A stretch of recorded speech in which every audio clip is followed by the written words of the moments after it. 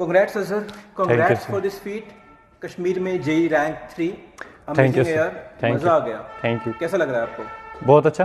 Great. इससे पहले कि मैं कोई क्वेश्चन पूछूं आपसे, लास्ट वीडियो मैंने बनाया था उस पर किसी ने कमेंट किया था कि मैंने गन पॉइंट पे वीडियो बनवाया है तो क्या मैंने आपको यहाँ पे गन पॉइंट पे तो नहीं लाया? नहीं नहीं। मेरे पास कोई गन वन तो नहीं है। ठीक है, let us start now. Okay, तो अजहर मुझे बताइए कि आप जब राइज आए थे, जो आपका पहला दिन था और आज का दिन है, क्या डिफरेंसेस है मेरे को बताएं।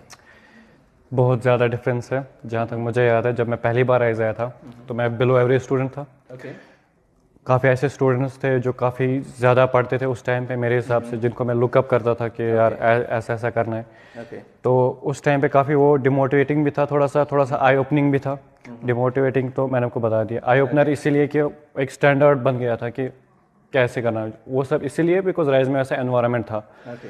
तो उस हिसाब से फिर धीरे धीरे जर्नी के काफ़ी सारे लाइक स्टेप्स आते हैं, काफ़ी सारे स्टेप्स आते हैं, काफ़ी सारी मुश्किलें आती हैं, सेटबैक्स भी आती हैं। तो उन सेटबैक्स में जो टीचर्स की गाइडेंस थी, और जो पेरेंट्स का भी सपोर्ट था, तो उस हिसाब से जो आगे आगे बढ़ते गए, कंसिस्टेंट रहने के लिए जो टीचर की गाइडेंस थी वो सबसे ज़्यादा इंपॉर्टेंट थी। और ख़ास तौर से जो राइज में टेस्ट सीरीज़ हो रही थी, मतलब हर हफ्ते कोई ना कोई टेस्ट होता था, हर 2-3 दिन में कोई ना